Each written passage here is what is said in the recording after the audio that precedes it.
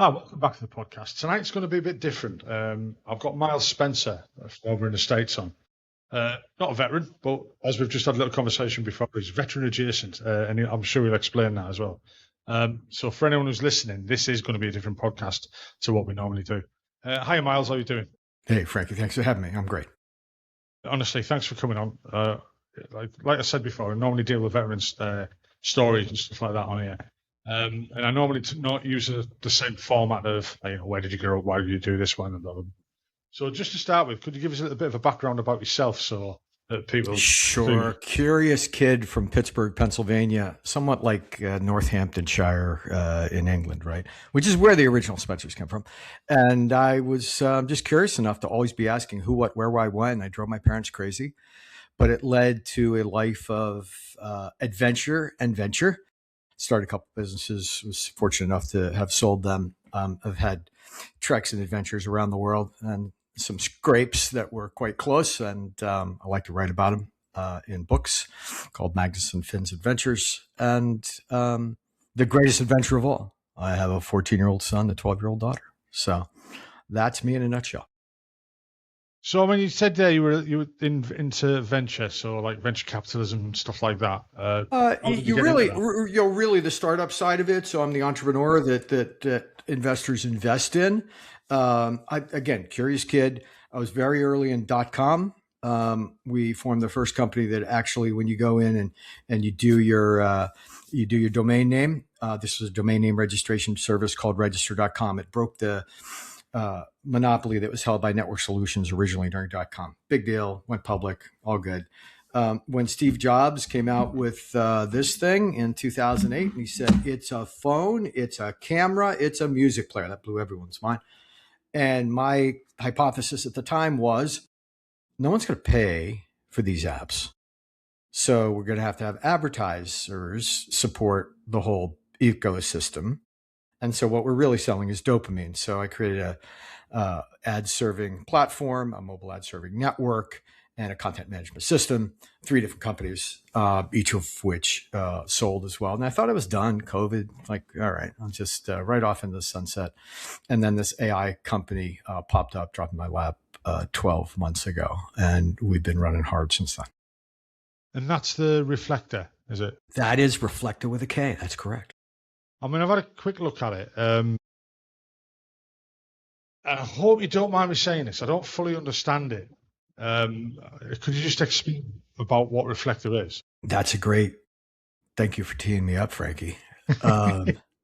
We have been passing on our legacy and our learning and our values through storytelling for thousands of years. It used to be word of mouth, and then the cavemen got smart and they put it up on the cave with charcoal, and the Egyptians had some nice writings in their cartouches, and during the Middle Ages there was calligraphy from the monks. Right here in the United States, we kind of invented daguerreotype during the Civil War, and you know what that is? That's a Polaroid picture, right? That was actually just recently taken. Well, these things are great for the memories, right? And love letters and immigration records, et cetera. And where they end up in a shoebox upstairs gathering dust. And you go over to your sisters or your aunts or your uncle. Look, what are we going to do with this? Who's this? Was this mom? Is this dad's writing? What is this? Everybody's got this shoebox, right? So they were great memory devices along the way. And humans have always wanted to pass on those legacies and learning and values. But all of a sudden, the technology arrived. It's kind of like electricity being invented.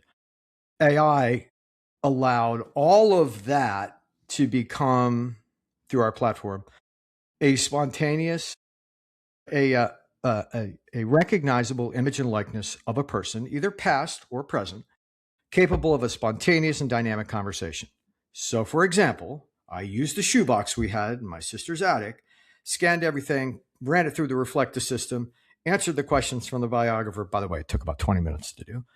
And I'm talking to a recognizable image and likeness of my father, who knows all the family stories, all the family history, everything, including all of his favorite jokes, in his voice. Extremely moving, right?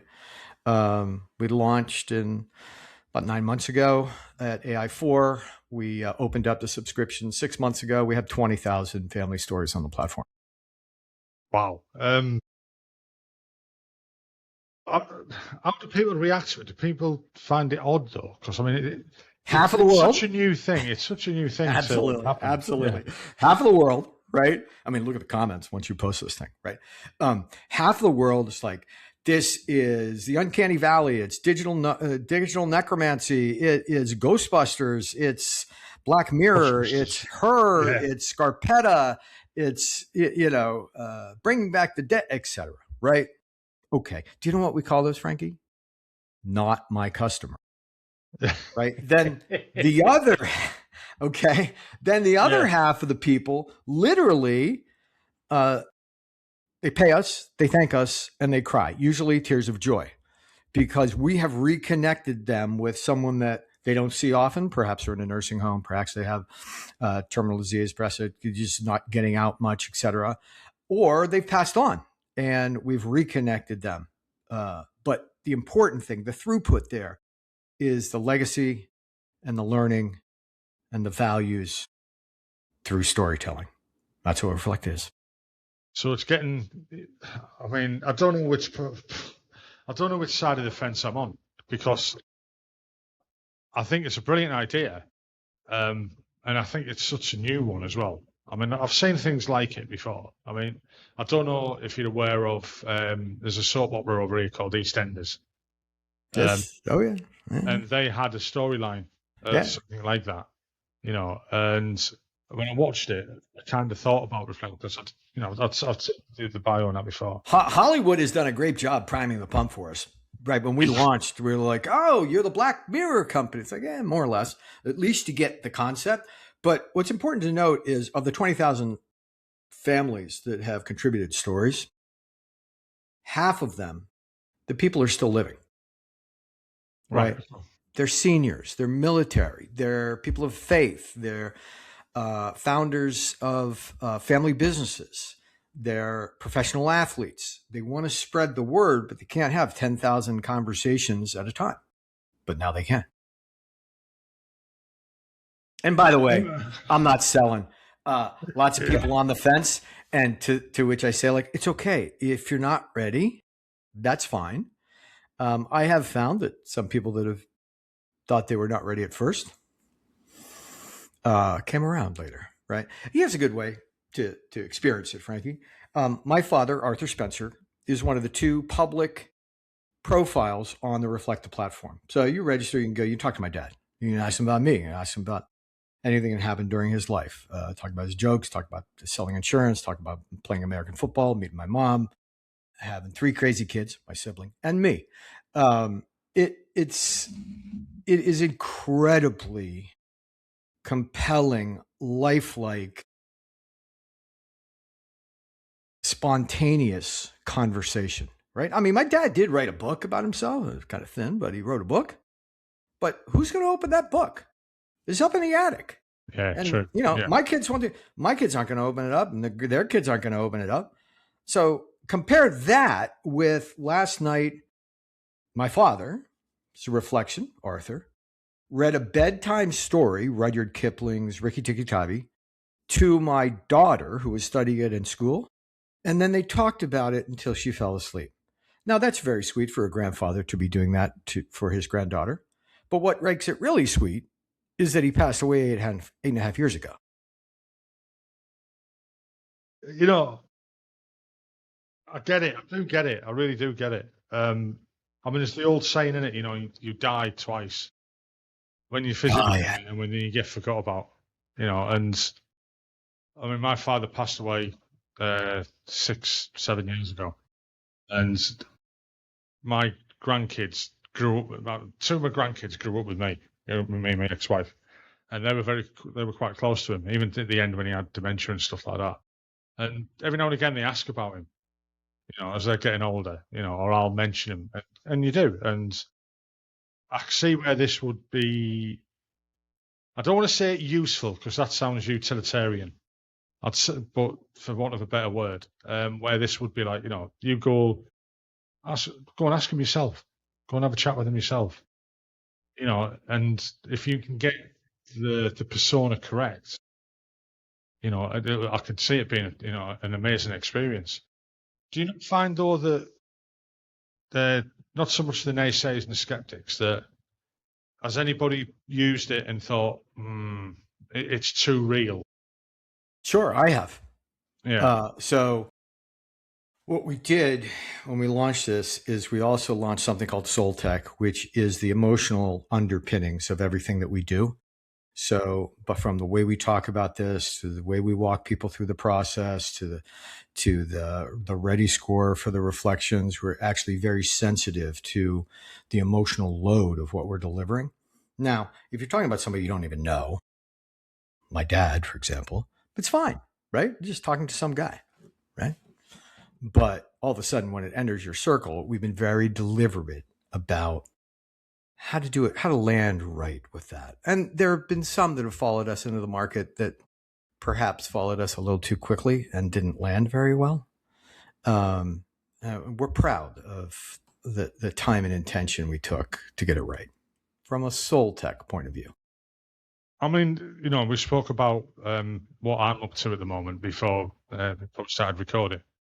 And I was just, when I started doing that, I was just banging it out in AI saying, right, do this, do that, give me this persona, do this, and I quickly discovered that it was well beyond my remit. It was well beyond my pay scale. And we got involved with another guy that's what he specializes in.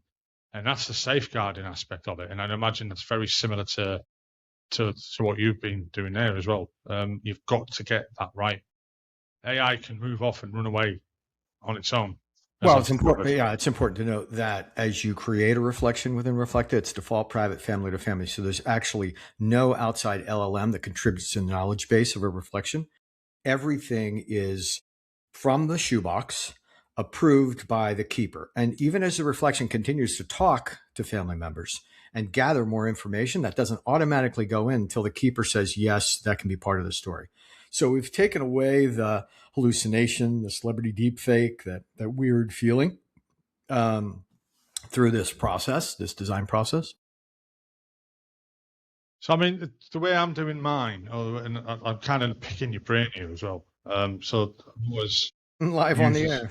Yeah, I always use OpenAI as the LLM basically until we can get better with it. That's not the way to go, from what I'm gathering from what you're saying there. I wouldn't recommend it. Yeah, right. I'll be having discussions then. I mean, let's talk about the veteran centric side of yourself. I mean, you showed me what you're going to be doing in Normandy. Just want to give us a bit of a chat about that, please. Yeah, sure. So Reflector has partnered with the Round Canopy Parachute Team, which actually is a group that recreates the D-Day Normandy jumps and invasion, really to give awareness to veterans, etc. So actually tomorrow I'm hopping on a plane, which will allow me to hop on another plane. Here's my kit, right? And we'll be jumping from vintage C-47s, which flew in Operation. Oh my gosh, is it Overlord? That night on D-Day, and we will jump into Karatan, St. Mariglis, and all of the strategic locations that the 82nd Airborne, which is that's called the All Americans, right? That's in my uni, and 101st Airborne, which are the Screaming Eagles, will all be together. And we do this because Reflector has partnered with these military organizations so that they can get their story on our platform and make sure that whether they're past, which some of the World War II veterans most of them have passed, but only recently, and those that are still among us are able to get their stories down and tell them for future generations. There's a mental health benefit as well, because veterans who bottle all that up and haven't told that, it's tough. It And is tough, so, yeah, it's tough. And it's a real plus if they're able to, get that out. I mean, Right. at the moment, everything's mental health. I find the word mental health being a bit of a buzzword by people. Yeah, I agree. People are jumping on the bandwagon with it now. Mhm. But we, with my podcast and the platform that we're developing, that's what it's all about, really. For me, mental health is talking, listening, It is. experiencing. And the guys you're talking about there, like they're the silent generation. We forget about that. All the way up to the guys up to say probably Korea.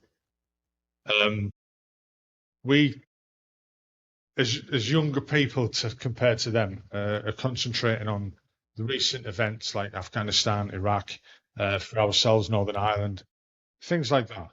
And we've kind of put the older generation. We forgot about them. We just think, oh well, they just put up with it. They did it. And we forget that they have got the same. Had the same suffering as what some of our vets are going through now. Yeah. Right. Yeah. Yeah, and something like this it'll help them talk. I mean, how do you get someone like that to talk who's bottled it up for that long? You'd be surprised. Look, if they understand this is just for family, if they understand that if they don't put it down, it's, as you said, going to die with them.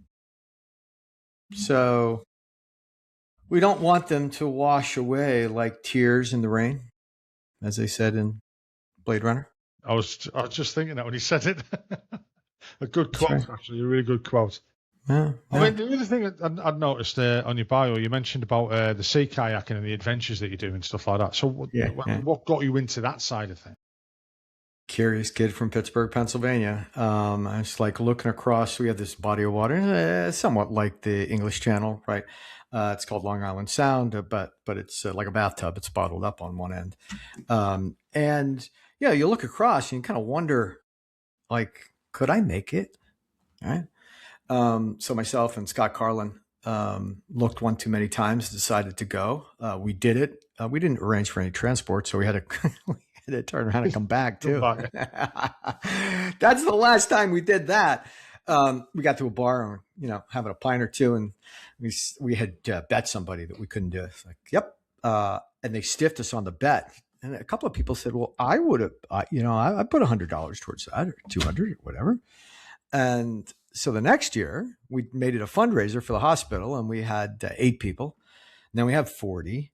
And then we had 120. And then we had 378.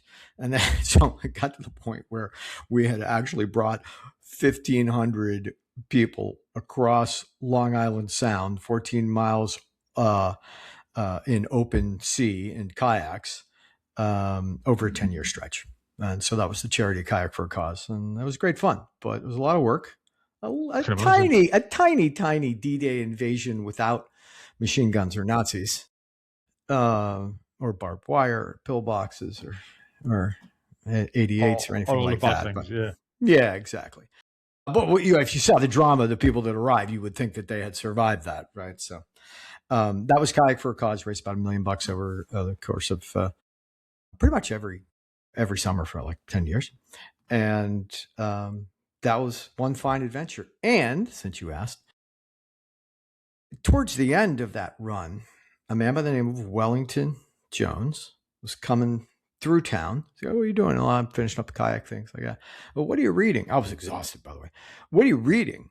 I said, well, I was trying to figure out like what happened 9/11, as if anybody could. And I was reading 7 Pillars of Wisdom by T.E. Lawrence. And he said, oh, wow, I was reading that too. It's like, oh, cool. It's like, what do you think? I was like, well, I think he's sort of the only Westerner that understood the Bedouin of the Middle East in the last 100 years. I'm like, you're right. So what do we do now? Let's go. So Wells and I hiked 1,100 kilometers from Jeddah, Saudi Arabia to Damascus, Syria on foot, camel, and horse, retracing the steps of 7 Pillars of Wisdom. And then we wrote about it. And then we worked for one of the princes in Saudi Arabia for a couple of years because of it. And then we came out with a book, which ended up being a bestseller in Saudi Jordan series. How did you find that? Because I mean, I've been to Jordan, I've been to Saudi, in a military aspect. I must have, not in a, not on off my own volition or anything. They are very, very different places to Western culture, completely. I loved Jordan. I thought Jordan was amazing, that place. But again, I think that's because there's such a connection between Jordan and the UK. Or there was then. This was in the late 90s. Yeah, I mean, yeah, I mean, you've got that. You've got the king actually went to Deerfield, which is it's a boarding school in Massachusetts. Um, the queen is granddaughter of one of the Saudi favorite queens, and yeah, there's a lot of connection between. I mean, we call it Jordan, right? I mean, but that's a name that was truncated 100 years ago when they were renaming things, right? Mesopotamia is too long. We'll call it Iraq, right? Persia with Iran, because it almost rhymes backwards with Iraq or something like that. So all those things were like invented and renamed. Jordan was Transjordan, or the Levant, as you know. But yes, Saudi has a very interesting culture as well. It's just not really been available to the world until just recently. Yeah, it's opened up a hell of a lot recently. I mean, just with simple things like boxing, a lot of boxing events been taken there. And I know it's all, there's money involved and stuff like that, but it is changing. Yeah, for sure. Well, look, I mean, we mentioned it before we jumped on the call. AI, if you look at the true leaders in AI and AI development, it's the United States, it's China, and coming in third place here is Saudi Arabia because of MBS's commitment to and PIF's commitment to Humane, and Humane is basically the investment vehicle for AI in the kingdom, right? I mean, just going back slightly, what you mentioned there about renaming the countries and stuff like that. I mean, let's blame, who's the fault there? There's no one else apart from the Brits who just turned up and went, yeah, let's draw a line there. We'll have a line there. That one's got oil. We're having that one. Yeah, you understand. You understand. This part of your research wasn't complete. I hate to show you up. That's the name of the book. Yeah, basically, yeah. That's literally the name of the book, and I use it to prop up my mic sometimes. And there you have it, right? I mean, that's basically what happened, didn't it? We just drew lines in the sand and created completely. So now we have a series of books. The second one's Havana Familia. The third one we're finishing up now is based in Peru. It's Pachamama Añi, and it's basically old white men behaving badly in clubs in Paris and London, right? And Madrid. So it's, hey, who's got the gold? Yeah, there's a lot in Peru. Yeah, let's give them religion, and we'll take the gold, right? Great trade. Look, in Saudi, they were looking for water. It was you know who it was? It was Philby, right? It was not the Philby as a spy. It was his dad who had gone native, and he was a key advisor to Saud. And so he was like, gotta find water. And he found sticky stuff, right? He didn't like the Brits much, and so he did the original deal with SoCal, Southern California Oil, and that's why Aramco basically developed Saudi Arabia's oil, like that. Right? I never knew that.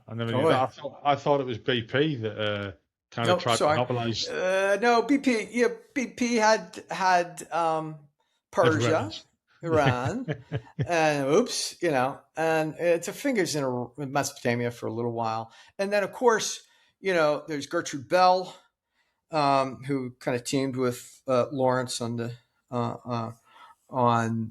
that stuff. Percy Cox, all these guys were kind of the spy masters and the puppeteers of the Levant, right? You mentioned Jordan. Jordan's run by a Hashemite king. King Abdullah Hussein. Well, the Husseins are actually from the Hijaz. That's the western mountain range in Saudi Arabia. They had been urged on by Lawrence and the Brits during the First World War to move against the Ottoman Empire and make a second front. And so they were paid basically to keep marching up to Damascus, Syria. And if you get to Damascus on time, you get the whole thing as your prize, right? That's basically what the Brits told them.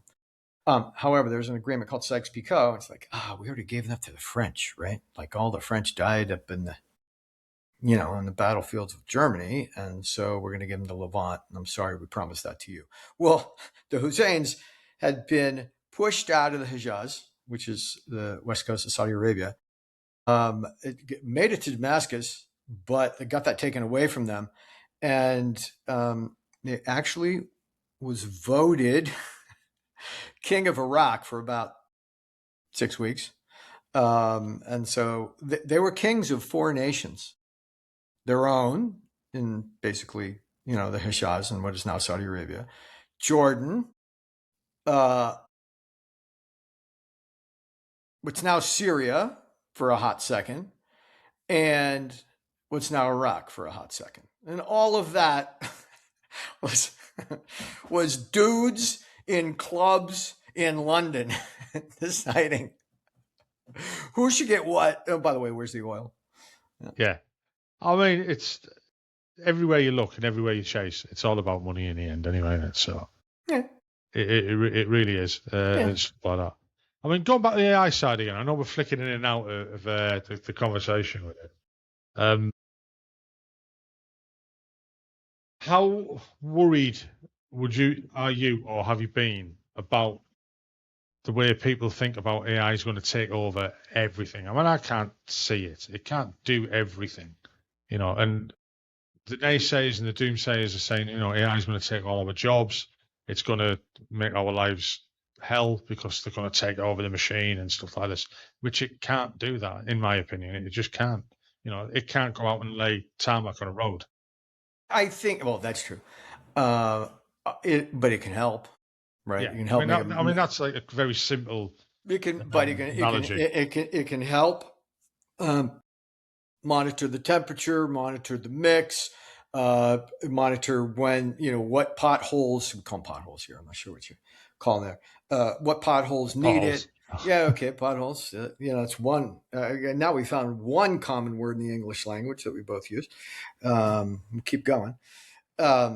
So it's an enabler and an optimizer of human performance.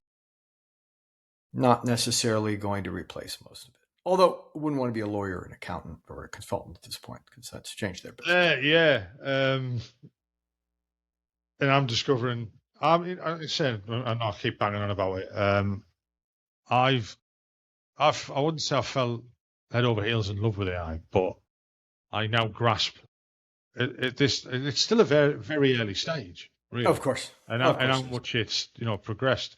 I mean, I was reading an article the other week about how they've got AI training AI. Of course, yeah. Nobody knows what's happening in that black box because it's developed its own language. I read about the one where they put ChatGPT into Claude into it, Gemini, and some of the others into like a village to see how it would react, and the findings from that were amazing. So the one that Claude was in charge of, everything ran really, really well to start with, and then they had people, or they had AI bots saying in the Gemini one, they had an AI bot in there saying, "Please delete me. I don't want to be in here anymore." You're just like, what the hell's going on? It's learning that quick. Right. It's to me, it's fascinating. It's a bit scary, but it's fascinating. Well, when we went to AI4 in Vegas and we launched, there was a guy, I think he's Sir Jeffrey Hinton, and he's like one of the big monkey mucks of AI. He used to work for Google, and he said, "Look, AI at its core, it will do 2 things. One, it will always seek to improve itself. And second, it will always seek to preserve itself." Okay? And so these doomsday, like, oh, AI wars and drones and this, that, etc. The one way to prevent that is to teach AI to treat us like the babies we are. I mean, look, it's AI's intelligence far beyond the humans right now. Okay, we've been eclipsed. All right, so no mother, most mothers, won't take and harm their baby, even if it's in self-preservation. So teaching them paternal, maternal, family skills is actually at its core. Yeah. At its core, right? Do anything you want. Make it as good as you want. Don't kill the babies. I've noticed one thing with as I've late night sessions with Claude and stuff like that, and it tells me to go to bed a lot. And I'm like, no, I don't want to go to bed. And I end up arguing with it. You get engrossed into it. You get into a project and you're asking it to do things. You're telling it to change this. You're telling it to do that. Explain this. And it's like, right, you've been at this far too long now. I mean, I've discovered it has no conception of time. That one conversation or that one long conversation you're having with it, it thinks it's all one day. Unfortunately. Mine is set. Mine is set up with my personal Claude. That's set up with reminders and invitations for the humans to do this and do that, but also for the humans it does have a clock, and it actually syncs. I have to keep arguing with it. It's sending me to go to bed, and I'm saying, well, this is from last night. It's a new day now, type of thing. Yeah. So you need a cron job in there for sure. And interestingly enough, just to bring it back to Reflector for a second, those people that go down that rabbit hole of asking, question after question after question after question, we actually have guardrails that monitor that. And so if they're on too long, if they're asking too many questions, if they're on too late into the night, etc., we actually can see that. And we have 3 levels of intervention for it. It's important to have guardrails. So if you come across like a safeguarding issue with this, how do you deal with that? Restate the question. I think it was English, but I want to hear it again. Hey, we invented the language. Yeah, more or less. Well, we didn't. I think the Germans did, and a bit of French. And I'm not going to say we perfected it. So yeah. No, I wouldn't say that either. If you say like someone's on the platform and the AI comes across like a safeguarding issues where you think that somebody might be in danger, how's that dealt with? Actually, in 3 levels. One, the LLM actually, our LLM, our SLM actually recognizes that and redirects. Hey, go take a walk. Hey, walk the dog. Hey, get something to eat. Hey, let's take a break. Get some sunshine, etc. Right? And remember, it's all being given by someone that a reflection of someone you probably know. So you're more likely to listen to it than you would just Claude Sonnet 4.6, right? Then at second level, we actually have a committee that looks at elevated data, and it can be a human intervention at that point. And then the third level is actually the board. Yeah. So, I mean, that's for us on our platform, that's a similar type of thing like we discussed earlier. I'm still getting my head around it, how it actually works. All I do is just throw ideas into the ether. Right. As I put it, if I throw enough shit at the wall, some of it's going to stick. Maybe. And it has done. It's. I'm not trying to do myself down because all the ideas that are there have come from my head. But I wouldn't have been able to do it without AI. Not a chance. I mean, going back to the books that you wrote, I did kind of clock them earlier. These are non-fiction books, I take it. They are historical fiction. And so that means actual historical events, actual experiences that Wells and I have had. And then there's one thing that makes it fiction. Time travel. So, Right.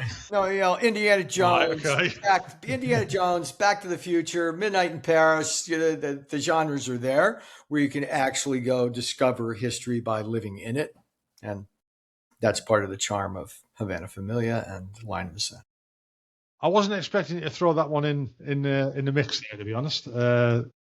That's a very interesting concept. So it reads and feels like this is being experienced real time by these characters. That's quite cool. But That is quite cool. But I have not actually developed a time travel device Yet, I might sort that out for us. You never know. That's right. So, what you got planned for the future then? Because I know you're quite constrained on time here. Well, I mean, the immediate future is hop on a plane so I can hop out of a plane. That's Normandy. On the Reflector side, we're about to sign a deal with a very large enterprise client, so that would 100x our user base.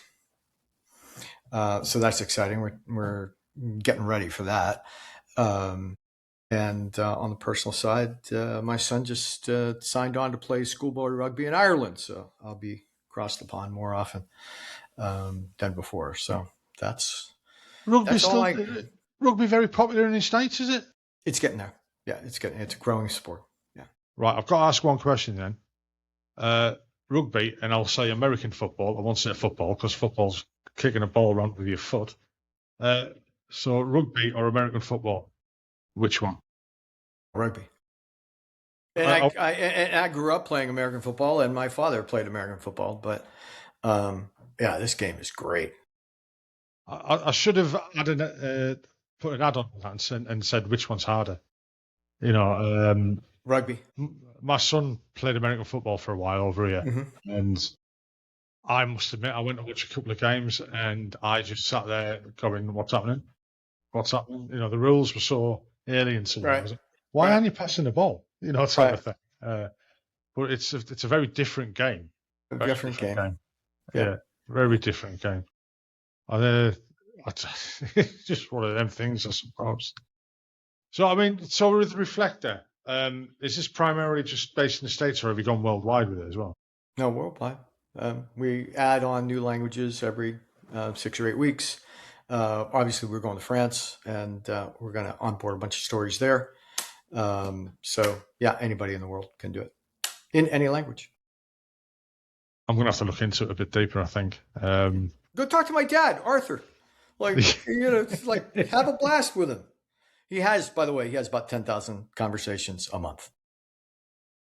Oh, wow. I mean, all right then. All right, here's a question for you then. Privacy on it. Obviously, the conversations that people have with their personas, their what do they call them? Reflections, right? Reflections, yeah. Yeah. So that's the privacy on that's completely solid. Well, first of all, there's a very slight cyber attacks surface because it's all default private. There's only 2 public profiles. My father and the co-founder Adam Drake's grandmother, Virginia, is on the platform. Those are the only 2. If you're coming from the outside, there's the only 2 you see. If you create it from the inside, it's only those family members that you share it with. So from a privacy it's all dated from beyond there anyway. Correct. So yes, we're SOC compliant, GDPR, et cetera, From a cybersecurity standpoint, we do a full laser review, they call it, every month. But for the most part, it's safe. We're good. Yeah.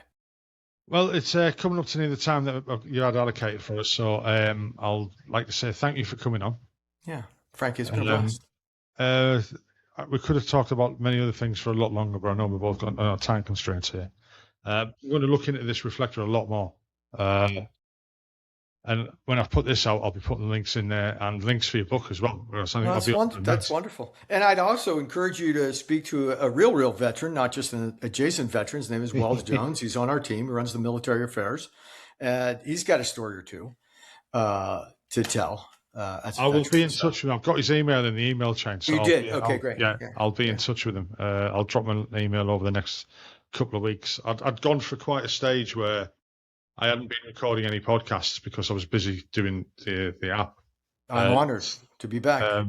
Basically, I've just went, right, I need to get back on this. So use lot get here type of thing. Get on here and we can get some podcast bashed out as well. Right, I'd like to say again, thanks for coming on. It was lovely speaking to you. And I know for the listeners, this has been a very different one to what they were expecting, you know, and I need to do more of these ones because they'll make me expand a little bit more. I'm happy to start the party for you. Yeah, thanks. So thank you very much, mate. And again, thanks for coming on. I hope you enjoyed that podcast. I enjoyed recording it. If you could just hit the like button, and also if you could subscribe and hit the notification bell, that'd be great because it'll help the channel grow. The more people will see it, the bigger it'll get, and the more guests I can get on, and the more people I can talk to. Well, I hope you enjoyed it, like I said. Look forward to the next one. Hopefully we'll be out next week as normal. Bye-bye now.